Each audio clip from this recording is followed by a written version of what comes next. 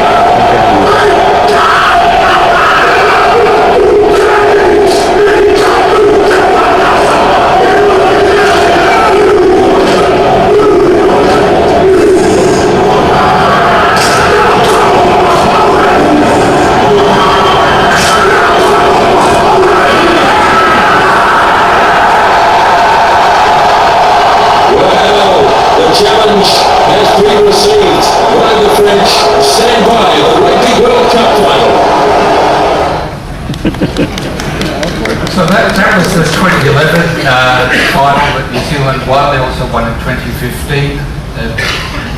So speaking as Australians, I've got to be a bit careful, but I heard the joke that they say that New Zealanders always have to have at least one, either Maori or somebody from the Pacific Islands in their team, so that they know the words and the actions for the haka. I think it's untrue, because I think they do know it. And the interesting thing, though, I find is that, in fact, in other Pacific Islands they have variations. That's the Maori version, although there are actually several versions, even with the Maoris, used at different ceremonies at different times.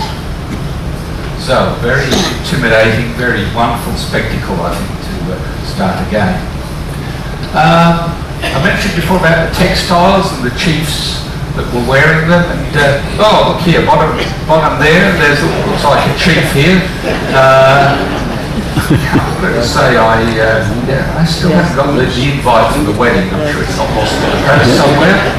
But and just for the people that don't know yet, the Duchess of Cambridge had a little baby boy. I read this morning. So, all right. Another royal mouse, so yeah, to feed. So sort of bumps a few people further down the line, I guess, in the line of succession. But anyway, we do wish Harry well. And the tattoos. This was interesting, because when I was reading about this, from that top part there, that they actually carve the skin in the Maoris. They don't sort of puncture it like with the other Polynesian cultures. And the spirals that you get, like on that facial one there as well, they are actually unique to the Maoris. So, there we are. I've probably got about another 10 minutes or just so to go. I just want to finish with a very broad overview, I guess, of the Europeans in the South Pacific. We've looked at the Polynesians. I know Bill's speaking at 1 o'clock today about the European influence and what they did, particularly in terms of the colonial powers in the South Pacific. So I'm more than happy to leave that to him. He knows so much more than I do about the history. But I just want to mention, I guess, this sort of very brief overview. And this is, the first one was Balboa, of course not Rocky. This is actually a Spaniard. And this was, of course, not long after Columbus discovered the islands, the West Indies, 1492 when he sailed. So this is only about 20 years after that he, Balboa, saw the Pacific Ocean.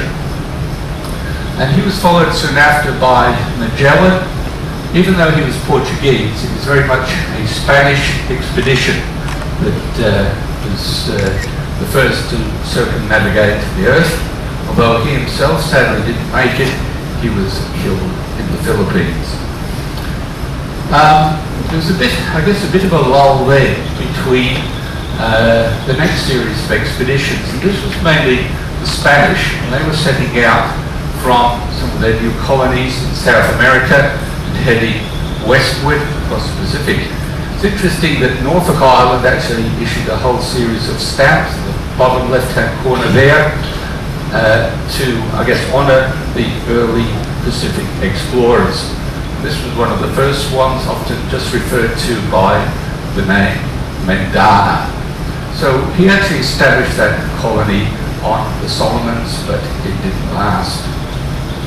And the next Spaniard through was De Quiros, and he was part of that Mendana expedition in 95.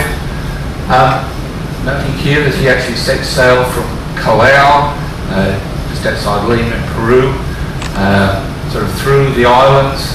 Unfortunately, it's a very poor, I've had to put the arrows in because the image doesn't show it very clearly.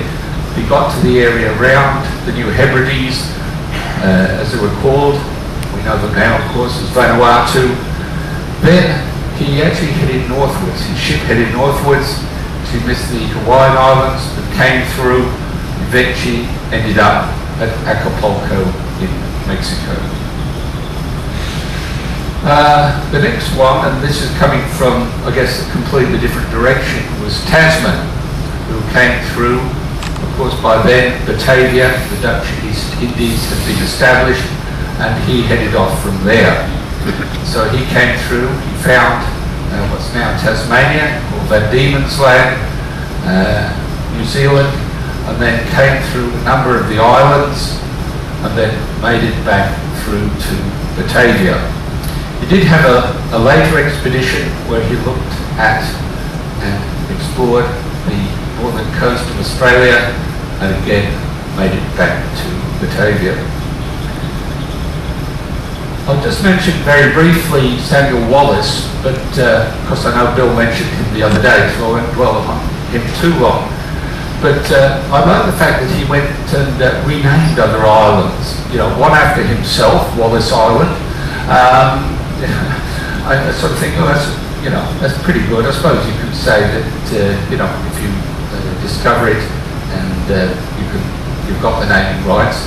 But I also wanted to make, I guess, a small point that while we've talked about New Caledonia a lot, French Polynesia, the Society Islands, Marquesas, there is a small French collective called the Wallis Futuna.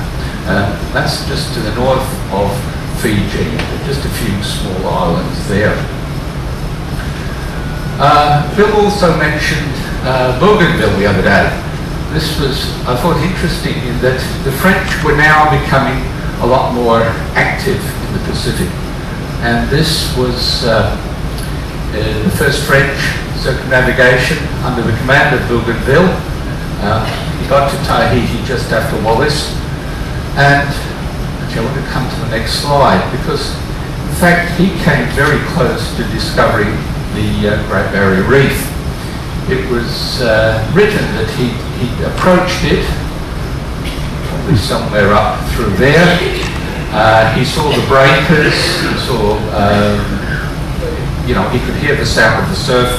He was reluctant to go any further in case something happened and he couldn't get back out. So in fact, instead of sort of heading westward and finding the Australian mainland, he actually headed northwards away from the reef. Got to the island of Bougainville, which now bears its name, and for those of you who have the Bougainvillea plant, again, named after him. James Cook, I put there Lieutenant James Cook, because in fact when he did his first voyage he was lieutenant, wasn't captain. But I know again Bill's got to get a talk on this, so I don't want to repeat what he's going to tell you, because I just want to touch on really one point. And that was when he was in Tahiti, he picked up this native called Tupaia. That middle image there actually is the front cover of a book that was written about Tupaia. Tupaia probably comes as no surprise to you that he, with the Polynesians, they had a wonderful knowledge of the islands of the South Pacific. And it was written that he actually had knowledge of 130 islands in the South Pacific, and clearly he was a great assistance to Cook. But I'll leave the rest of that to Bill. La Perouse. The city of Cook has a number of things named after him. La Perouse has a Sydney suburb named after him. He met with Arthur Phillip in Botany Bay, but was never seen again. This was part of his journey around the world, starting in France, 1785, did a loop sort of round there, around North America, past Hawaii, and then into Southeast Asia, got up to, I think he was up around the Kamchatka Peninsula in Petropavlovsk, and he got a message to say, head down to the Great Southern Land, we're worried about the English down there. And so in fact he saw Arthur Phillip in Botany Bay, but was never seen again. And in fact it wasn't until a lot later that they found his ships were wrecked off the Solomon Islands.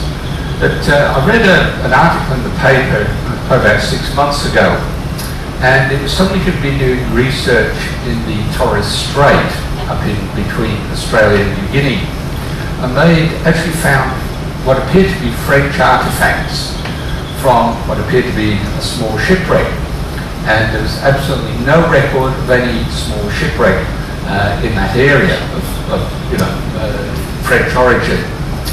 And what we do know is that in fact some of the survivors of La Perouse's expedition had in fact built a small boat and apparently had headed westward, presumably trying to get to somewhere like Batavia, and but obviously never made it. And there's the theorising that unfortunately made a bit of a grisly end on some of the islands in the Torres Strait. So, coming to the end here, I'm not going to talk about Mutiny on the Bounty again, I'm leaving this for Bill. But what I did want to mention is whatever you might have seen, read or heard about Bligh, one can't deny that he was really a master navigator. After being put off the Bounty, Tonga, he called into an island called Tafua for a couple of days before the natives got unfriendly. Now, as far as I'm aware, he never called in at Fiji or Vanuatu, but we do know he called into an island that's now called Restoration Island, just off Cape York Peninsula. And I know about that island because it's just near some of the amber beaches where we look for the amber. And from there, he made his way all the way to Timor, which I think was just a superb bit of navigation if all you've got is a long boat. Okay, I've just got about 3 or 4 minutes to go. Well, I'd like to actually finish with talking about what happened. Again, I'm coming back to New Zealand. How many people here went to New Zealand on the Nordam before? Oh yeah, a few. Oh, a few, more than a few. Heaps. Oh, wonderful. Oh, that's great. I was hoping there'd be a few, so that's great. The first people in, really, and this was typical of the South Pacific, the whalers, the sealers. They very soon after the countries were founded, discovered, they moved in. And they were followed very quickly by missionaries, and certainly you would have seen that on American Samoa yesterday, how many missionaries had come through all the various denominations. This was New Zealand. This is actually a place. Oh, I've got to ask, did you call it at the Bay of Islands? You had to miss it. Because it really is, I'm sorry to say, it's a lovely spot. But this was the first place, sorry, it doesn't make you feel any better, I know, but sorry. It really is a lovely spot and very important, you know, from a historical perspective. So that was about Samuel Marsden, and the first settlement was established there. And I'm sorry to say, I did call it a few weeks ago on another cruise, but we got in. That mission house that we went to is the oldest building in New Zealand. Soon after the whalers and the sealers and the missionaries, then we have the traders, particularly in the area around the Bay of Islands. The Kamari trees were extensively logged for their timber. The flax that the Maoris used, particularly when they wove it for their textiles or their clothing.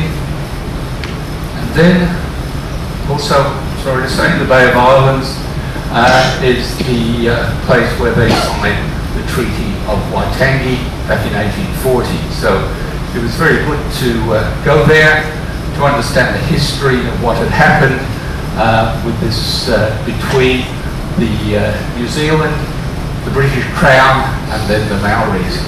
The waka, the walk there on the right, was actually built in 1940 for the centenary of the signing of that treaty.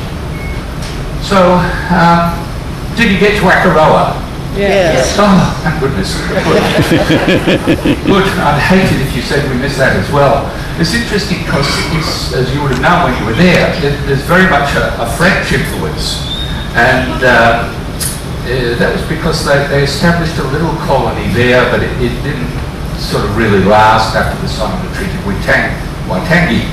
But I like this picture, the bottom right-hand side, mainly because I'm a geologist. That whole area of the Banks Peninsula, as you see, is quite distinctive. That represents the remains of an ancient volcano that since it's had all the erosion, and hence there's that where you can, cruise ships come in through there and then you just tender in to Akaroa. Okay, so I'll finish with the New Zealand Wars. That was the series of armed conflicts.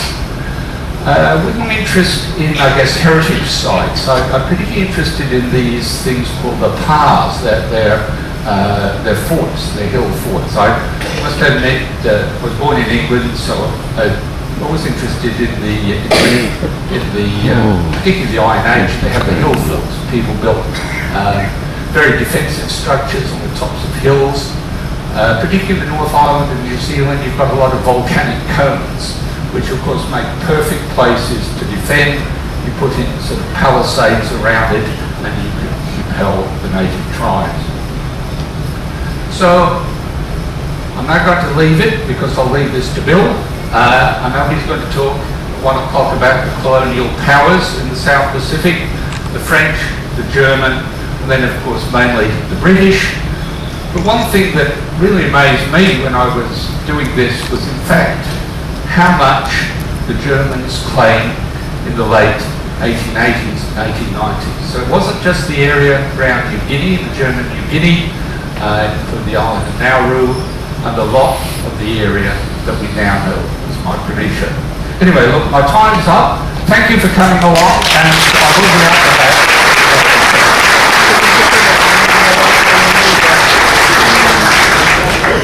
Half of these islands. We'd start with the people of Melanesia. So I know the red dot's hard to find, but if you watch it, Melanesia, right through this region here. Now this group includes New Guinea, the Bismarck Archipelago, and actually the Solomon Islands as well.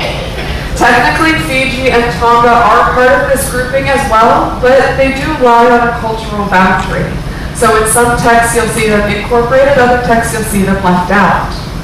Now if we were to find our way to the north, of Melanesia, we find ourselves in Micronesia, many lands. This is the culture of Micronesia actually suggests that they came from the Melanesian people, but there's also influence coming from mainland Asia, as well as some influence coming from the Philippines. And then we move to Polynesia. That's this area in the big yellow triangle here. This is a triangle bound by Hawaii, New Zealand, and Easter Island.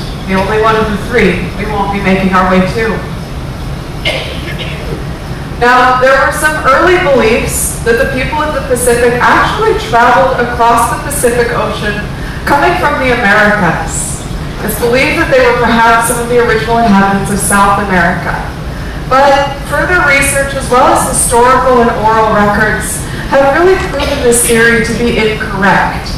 Instead, looking at linguistic, anthropological, and archaeological evidence, there's clear indications that the early Pacific Islanders actually found their way from Southeast Asia. They came through Austronesia, near Australia, as well as into Papua New Guinea, and then through further down to Australia. Now, just in case that migration doesn't sound quite far enough and quite impressive enough, if you were to go to Madagascar, there's actually the root of the indigenous language that you would find coming from the same root as the languages that gather around Austronesia. So this is more linguistic evidence indicating that these people managed to travel not only through the Pacific Islands, but they traveled in the opposite direction towards Africa, possibly making it even as far as Madagascar. Now the Aboriginal people. Archaeologists believe that the Aboriginal people possibly began arriving at the shores of Australia between about 60,000 years ago. That is a huge span of time. And as you can imagine, things would have been fairly rudimentary back then. This is a pretty remarkable discovery as well, because even though 60,000 years ago, there was a lot more land mass. There were land bridges that would have closed some of the gaps between these incredible expanses of ocean. The Aboriginal people, or the original Aboriginals that came to Australia, still would have had to have traveled over 30 miles of open ocean to find themselves on the Australian continent. Now, it's believed that these earliest migrations were using, again, rudimentary, but what ended up seeming like fairly specially adapted watercraft. Essentially, they were built as bark canoes. So they would take a single, very large piece of bark. They would stitch both ends together, and they would use wood stretcher bars, or spreader bars, essentially like a modern-day canoe. Now, this design is so simple and proved to be so successful that you'll actually still see it used today in some of the regions throughout the South Pacific, being used for smaller transits and, of course, movement from village to village. It also looks like a modern-day canoe if you look. Now, the people of Papua New Guinea, they got clever. They began to craft some special, sophisticated vessels, although again, still rudimentary by the designs that we would get to later. Now, many of these vessels were essentially outrigger canoes, and this allowed the voyagers to take on longer and longer journeys. This gave them the ability to build larger and larger and more stable vessels. Trade prahus, much like what you see in this photo right here, with its outrigger canoe as well, were actually quite common. They were operating in abundance by the time the Europeans rolled into these regions in about the 16th century. So they weren't as landlocked as we thought they may have been. So as populations of people, they're moving to these small islands. And of course, they're setting up villages. So the population is going to grow.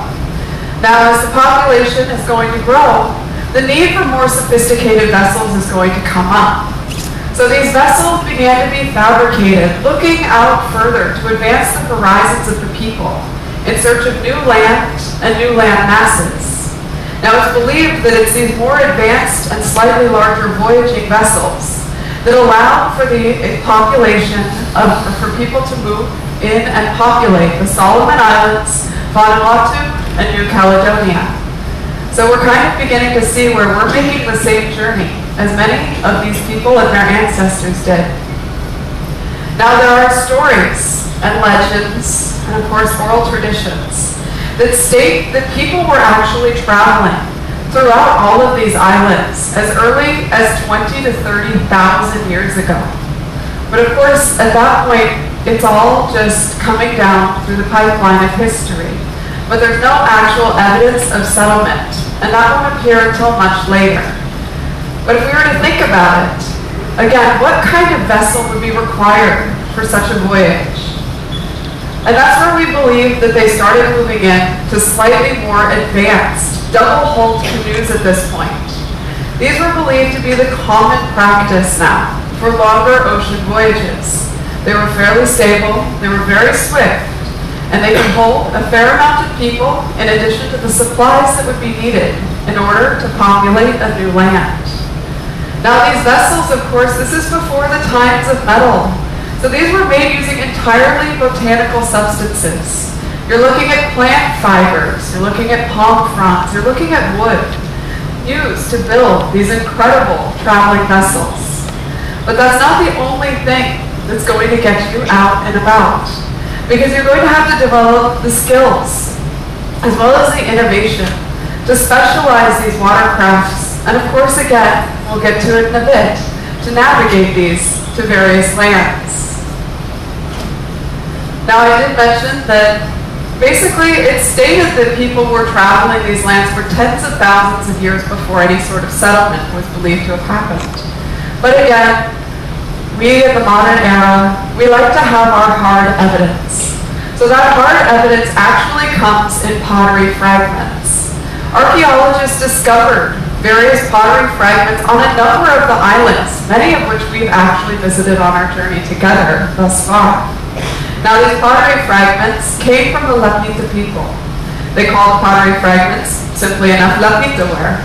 And they found it always in fragments. There's not a lot of actual full vases or any sort of full vessels that have been found, but they find pottery fragments throughout these islands.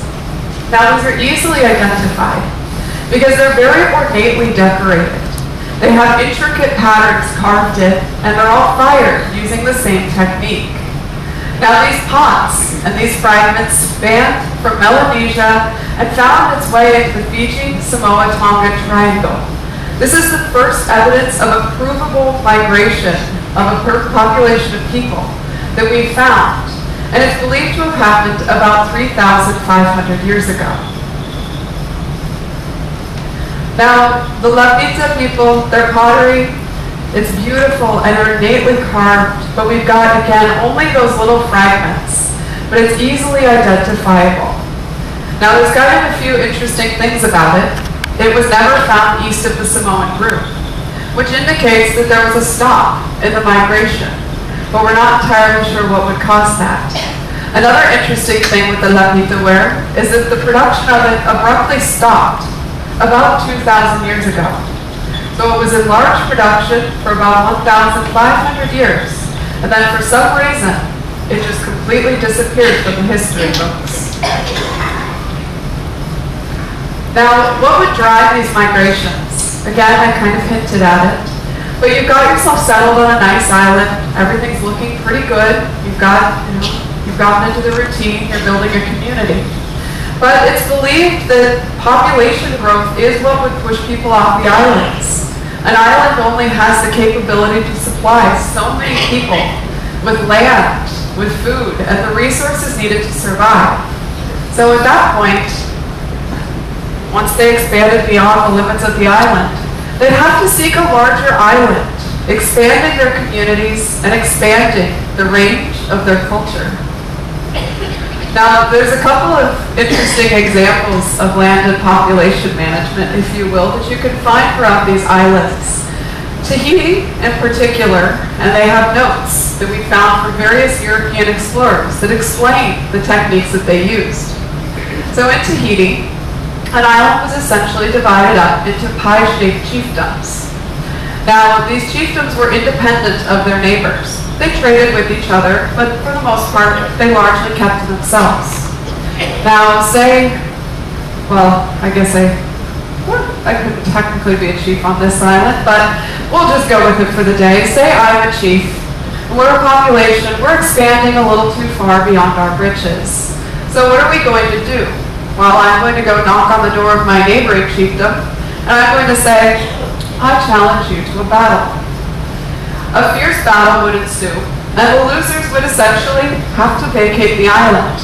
So, with you guys as my team, or as my tribe, I expect you to fight hard, remember. We're in it to win it. But see, just in case we don't, you're a good team, because I've been to the Lido market. Now, you see, if we lose the fist fight, we have another option. Because I can challenge the opposite team to an eating contest.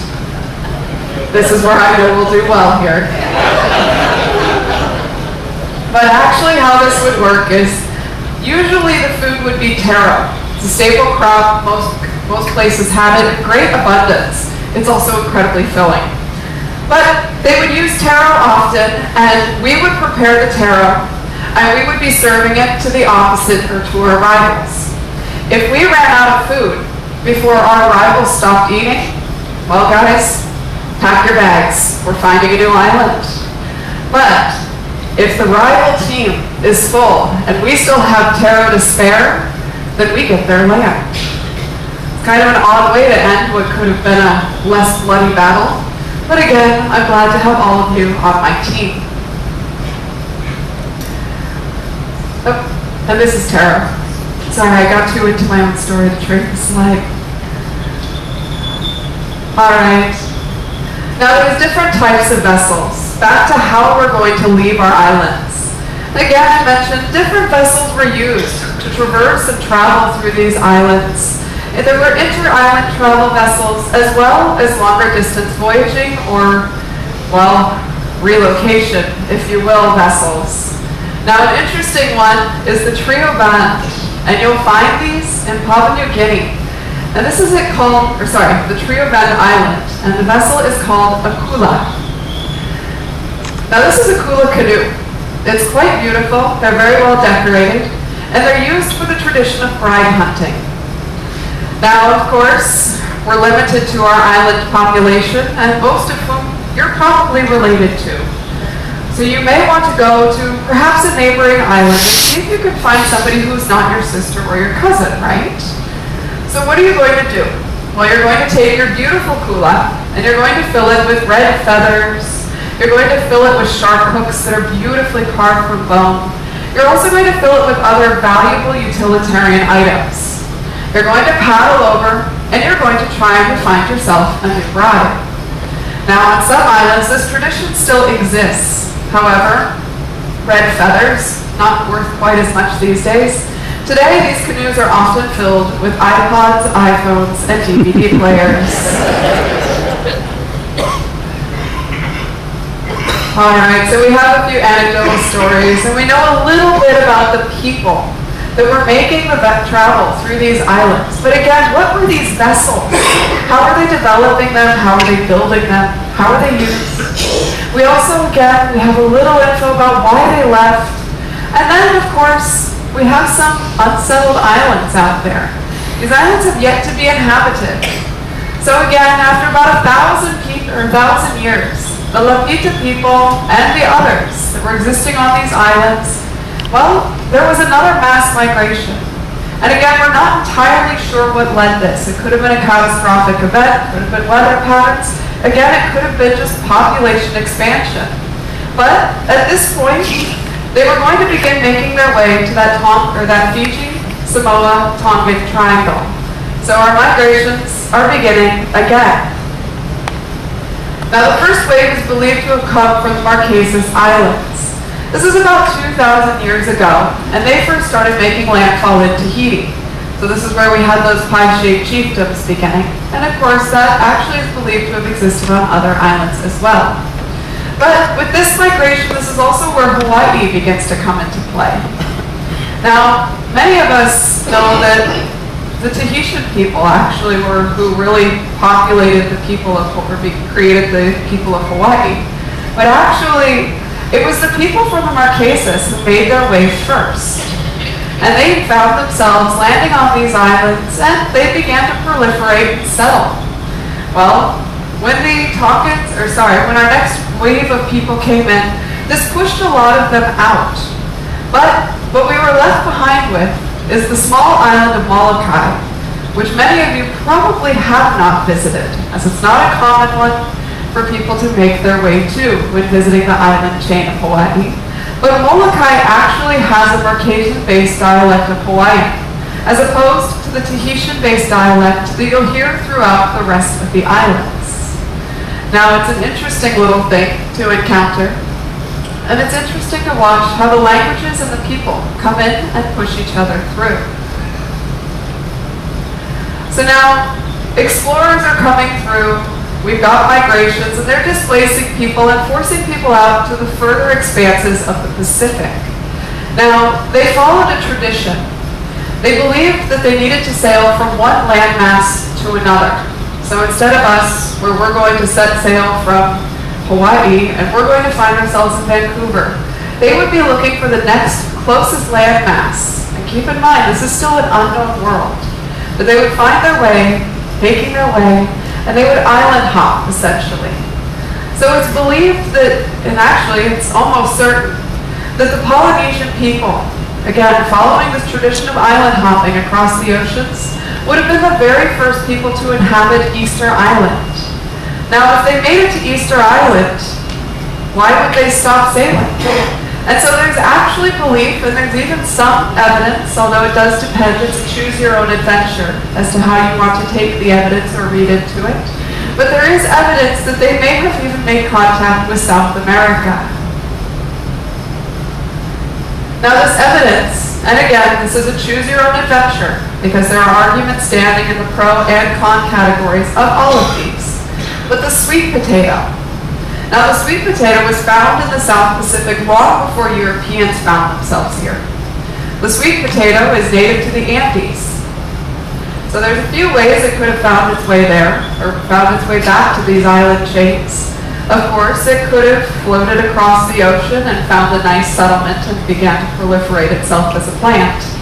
Or it's possible that it was traded and it was returned back home to these island chains where the crops began to be cultivated. Now another interesting one are the chickens. We've seen a lot of chickens on these islands, haven't we? We'll see more when we get to Hawaii. Now these chickens, seemingly boring chickens, are believed to have originally, they thought they came from Europe. But they began doing genetic testing on some of these chickens. And again, there's a school of thought and indicators that these chickens did not actually come from the Europeans. There's indication that they came from China. Now this would indicate, again, that we have our people sailing and trading far out into the expanses and the reaches of all of the Polynesian islands and the continents and major land masses that surround them. So now again, there's contradicting evidence. But then, interestingly enough, and somewhat more recent to come to light, there are stories, again with the oral tradition, that the Polynesian people actually met with and traded with both the indigenous people of South America as well as the indigenous people of the Pacific Northwest. Now it's kind of a fun thing to do with your eye. Since we are going to be traveling from Hawaii to the Pacific Northwest, take a look at the artwork. You'll actually notice, you'll begin to see similar flow of lines and similar connections between the art as well as even some of the stories of creation. So again, choose your own adventure, but it's nice to think that it's possible that there were other populations spanning the world long before the Europeans found their way off of their own shores. So now we know a little bit about the culture, we know our people, we know where they, for the most part, were headed. At this point, maybe we want to learn how to build a boat. All right, so we're going to roll up our sleeves because again, there's no metal. So this is going to be a lot of hard work. So we're going to begin by selecting our tree or trees, depending on what type of canoe or vessel we're building. So we're going to go out, chop down that tree, and we are going to begin digging out or carving the shape of the hole. We are going to do this using a shell or stone axe, and we're going to be using an adze head, which will be lashed to a stick for a wooden handle, creating a nice carving implement, allowing us to begin the painstaking process of whittling down a giant tree into a voyaging hull. Now, the surfaces are going to be rough once we're done with this, so we can use coral stones, pumice stones, or shark skin to sand it down so that it's nice and smooth and can travel well through the water. Now, if we'd like, maybe we'd want a little more freeboard just in case we're packing heavy, lots of extra shoes, lots of formal gowns for this trip. So we're going to need a little more freeboard. So at this point, we're going to take long strips of bark and we're going to stitch it. We're going to use a spindle and thread to drill those holes. And we're going to use those holes and we're going to stitch that nice long strip of bark. We're then going to use either breadfruit sap or some form of tree sap to seal all of those holes to give us that just extra element of freeboard and hopefully will help to keep the water out. Now, even with all of our better efforts, it's anticipated that bailing will be somebody's job on board. So if we have any volunteers, now's the time. Now, any sort of rope or line or lace or thread that we need, this is going to be crafted with woven coconut fiber. It's a pretty painstaking and long process to weave all of these intricate tiny fibers into a nice strong thread. But it's going to be strong, it's going to be versatile, and it's incredibly functional and durable for this trip. Now, nobody wants to paddle across the Pacific, so we're going to want to build some sails. How we're going to build sails is using the pandanus palm. It's a fairly common plant that's grown throughout these islands. You've probably spotted it without even knowing it.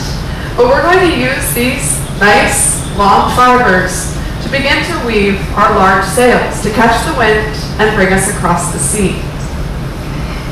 So now at this point, we hopefully have a successful voyaging vaca, right? Feeling good about our boat building skills? Maybe we'll stay on this one. But that's okay. We have to pack for this voyage. So what are we going to pack? Well, there's the obvious things. We're going to want to bring seeds. We're going to want to bring our own staple crops with us because we don't know where we're going to go. And frankly, I'm not sure if anybody wants to be the first to try the poisonous plant over there. So we're going to begin packing seeds as well as some various utilitarian things like breadfruit. We're going to bring, of course, some taro and coconuts. And then, of course, those seeds for medicinal plants. These are important because if we get there, we don't want to find ourselves in trouble. Now, we also really are going to be at sea for an indefinite length of time.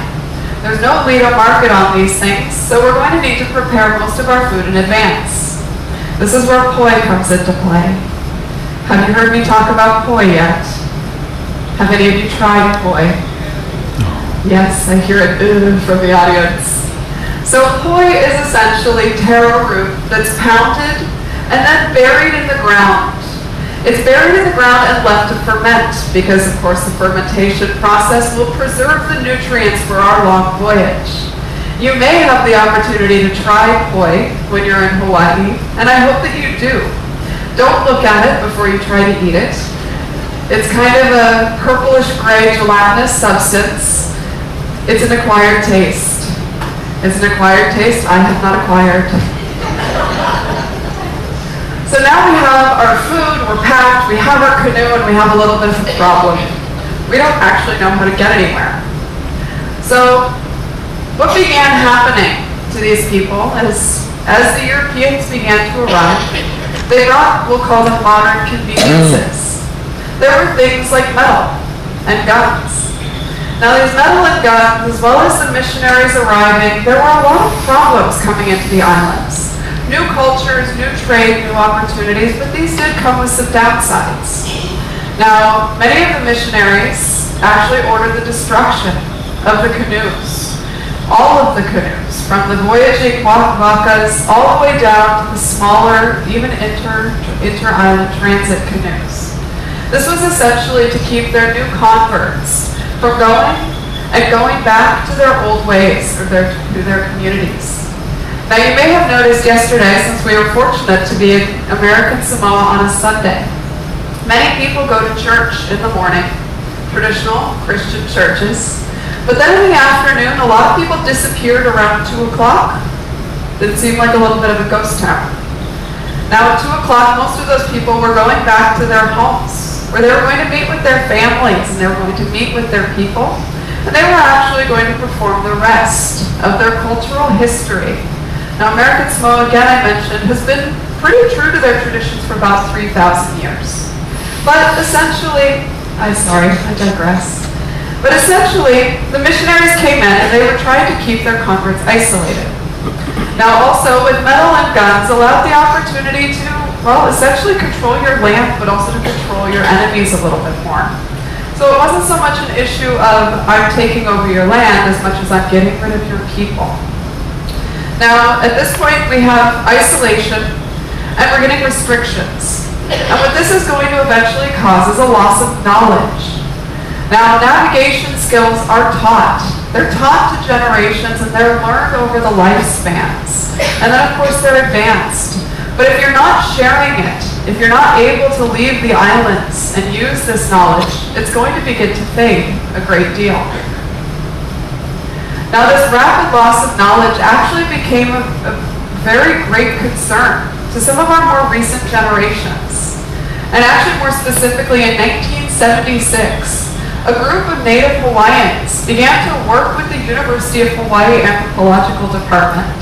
And they began to try and research and bring back these ancient traditions of navigation. These are the things their ancestors lived by. This is how they populated these islands and how they traded and survived. Now, the newly formed Polynesian Voyaging Society, that was the result of this collaboration. In their research, they heard rumors and whisperings that there was a man that still knew the traditional ways of navigation. He was located out in the Caroline Islands, and his name was Pius Piolau. More commonly, and fortunately for me more easily, he is referred to as Mau. Now, Mau knew these techniques that he had learned from his ancestors. He had the knowledge, and he too was growing concerned that with the passing of him, essentially a lot of this knowledge was going to go. So he began working with the Polynesian Voyaging Society to teach them the ancient ways of their people and the ancient techniques of navigation. Now, with the restoration of the Pacific wayfinding, there was a great resurgence of pride, especially amongst the Polynesians, 200 years. It is actually still out traveling to this day. And if you're ever fortunate enough to get an opportunity to spot it as it sails into one of the many harbors that it visits in the world, I definitely recommend going down to visit. Now, the Hokulea is not fully traditional. It is a fiberglass hull, and there are a few, we'll say, slightly more modern safety nets, just to keep the crew safe. However, I had a little experience with one that they built. It was called the Hawaii Loa. Now, in the 90s, they actually came to one of our regional corporations in Southeast Alaska, and they asked for 2 very large logs to be shipped over to Hawaii to be turned into a true traditional sailing vessel. They built the vessel, they successfully sailed it from Hawaii up to Alaska and a few other places around the Pacific.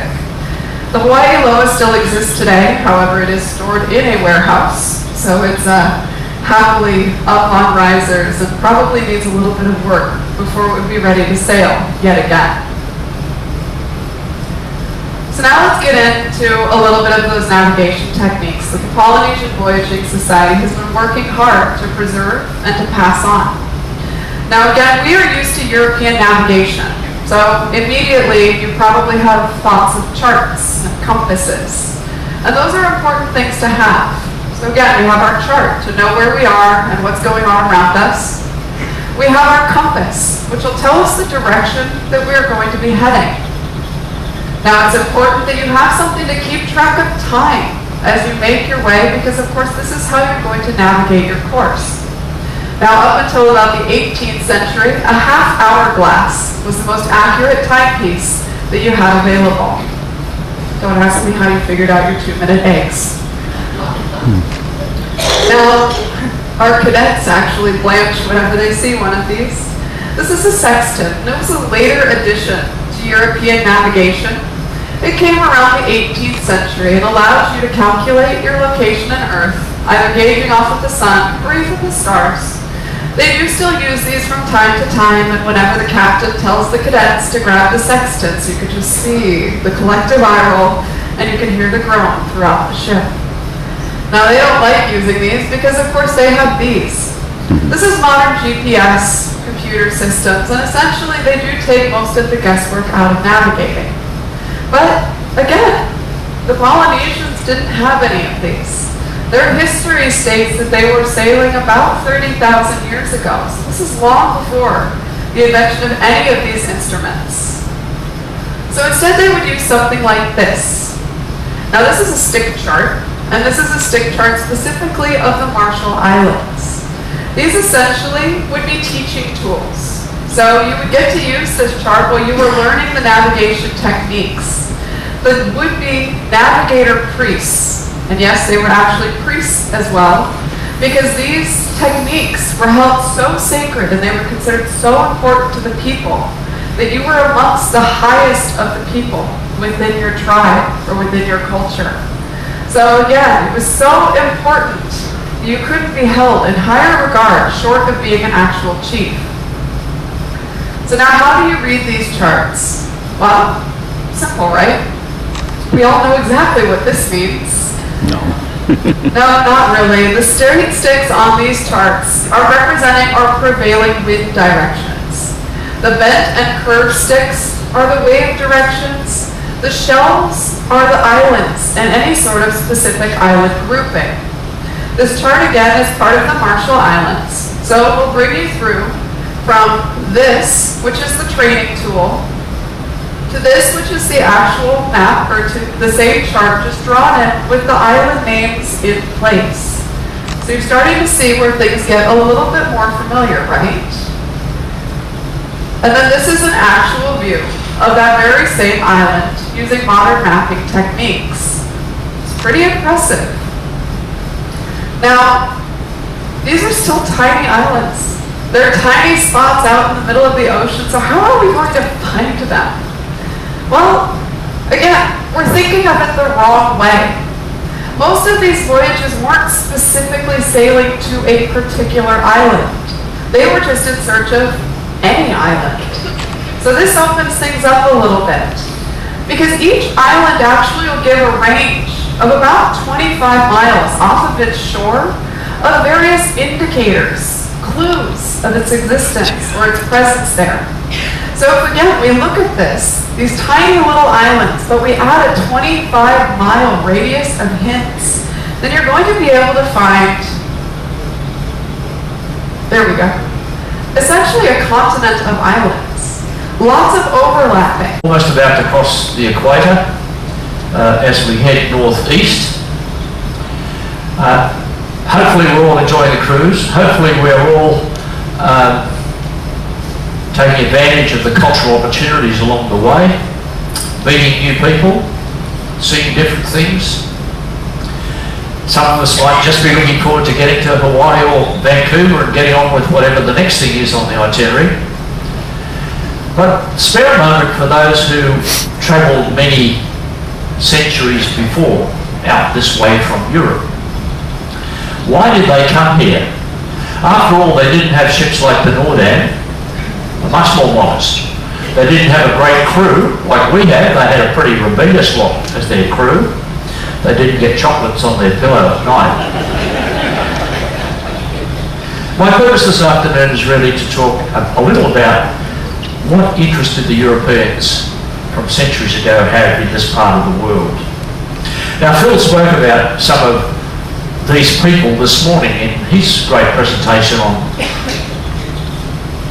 Pygmies, Polynesians and preachers. And I'm going to expand upon that and mention the same people but in a wider context.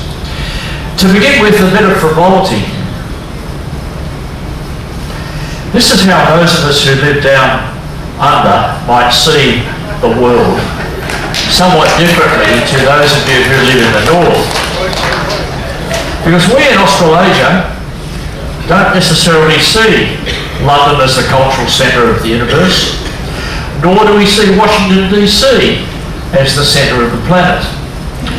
Let me suggest further that Europe, Africa, Asia and the Americas derive their significance from what is there, but the Pacific Ocean gains its significance from what's around it. As we can all see and appreciate, to the east we have the Americas, North America, Central and South America. On the west we have Russia, we have Japan, the Koreas, China, Southeast Asia, right down to Australia. And to the south, well off the map, is Antarctica.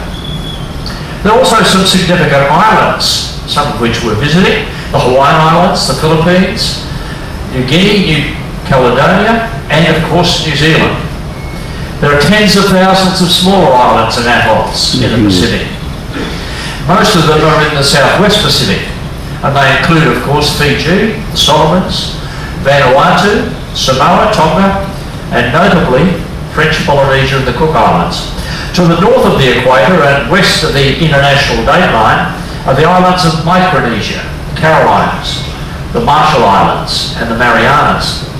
There's also a vast emptiness, especially in the southeast, although we do have there Easter Island and Robinson Crusoe Island off the coast of Chile, designated by this red spot there, and we've gone too far. The Pacific covers about a third of the Earth's surface. It's larger than the Earth's landmass. In fact, there's spare room for another Africa thrown in. From Indonesia to the coast of Colombia, it's another 20,000 kilometres to travel. The lowest point on Earth is the Mariana Trench. I'm not sure where he's gone.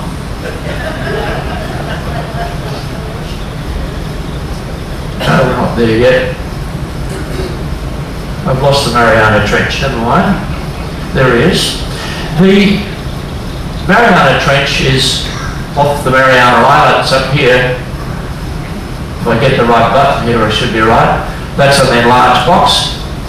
So it's north of New Guinea. It's 12 kilometres deep there. Now the early Europeans were largely ignorant of what was out in the Pacific Ocean, though obviously the people who lived around there were very much aware. They were aware that there were lands to their east because the Arab traders brought back goods, especially spices, which were invaluable for either preserving food or making the bland meat and bread of Europe more interesting to the taste. Marco Polo, the Venetian merchant traveller, and others who visited China in the 13th and 14th century brought back stories of wealth. But most of the trade at that time, the fabled Silk Road or silk routes of Central Asia, shown here. The red lines represent the overland routes across China and to the west. Spice, silk and other valuable goods were transported to Europe from what they now call the Far East. It's not always easy to know what drives people to become explorers, is it? But much of the early European exploration of the Pacific was inspired by at least two obsessions. The first was the search for the fastest route to the spice-rich island of the Moluccas, modern-day Maluka, in Indonesia. And secondly was the theory most strongly argued by Alexander Dalrymple of the British Admiralty, that somewhere in the Pacific lay a vast undiscovered southern continent, Terra Australis, the South Land, possibly also rich in gold, spices and other trade goods. And this argument drew on the notion that land in the northern hemisphere must be balanced by land in the southern.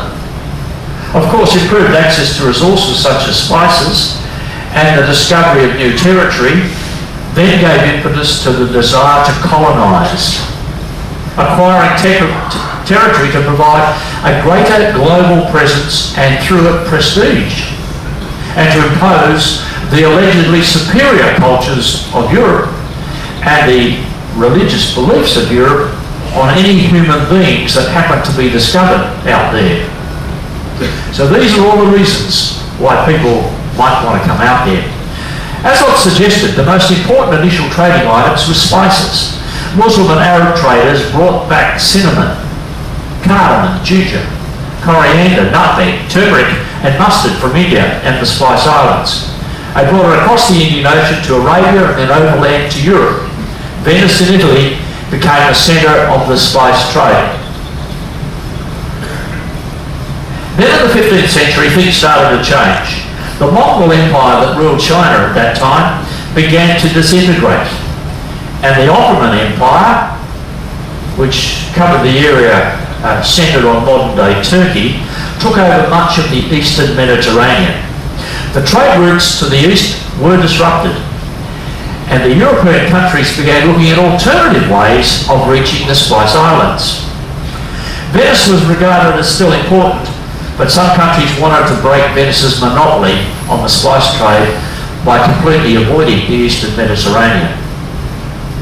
The 15th century is also notable for the voyages of the Chinese treasure fleets under the respective Ming emperors, whose dynasty replaced the Mongols in China. This is a slide of one of the models of a Chinese treasure ship, which happens to be sitting right now in the museums, just in the location of the Ming tombs out in Beijing in China. The book 1421, The Year China Discovered the World, which was written by Gavin Menzies, a Brit writer, explores the theory that the Chinese sailed south towards Antarctica at this time and even visited the southwest and northeast of Australia in the early 15th century. He goes on to further suggest that the maps the Chinese produced assisted greatly in the subsequent European exploration of the Pacific. The Chinese at this time were more interested in trading and gaining recognition as the Middle Kingdom than with any territorial conquest. I might comment that that book, while it has some apparently sustainable theses, has been disputed by many notable historians. So I leave you to make up your mind if you ever choose to read it. But back to the Spice Islands. There were two ways to reach the Spice Islands. Christopher Columbus of Genoa believed that the world was a sphere. So he thought that if he sailed west across the Atlantic Ocean, he would eventually reach India. As we know, in 1492, leading a Spanish expedition, he sailed across the Atlantic, but instead of finding India, he found some tropical islands, which became, of course, the West Indies. These are his voyages on the lower left slide. Columbus made 4 voyages to the West Indies, in each case believing he'd reached Asia. In fact, he'd found the New World. Now, we're all aware that not everyone at the time agreed with Columbus. The flat earthers of Columbus's time expected him to fall off the end. It turned out that Columbus went to his grave in 1506, not knowing where he had been during his 4 epic voyages, nor what he'd actually discovered. Enter Vasco da Gama. The Portuguese had found their own way to the Spice Islands by sailing down the west coast of Africa. In 1498, Vasco da Gama rounded the Cape of Good Hope at the southern tip of Africa. He then sailed up the east coast of Africa, crossed the Indian Ocean and reached India. Curiously, in the process, the Portuguese also discovered Brazil, because in sailing south from Portugal,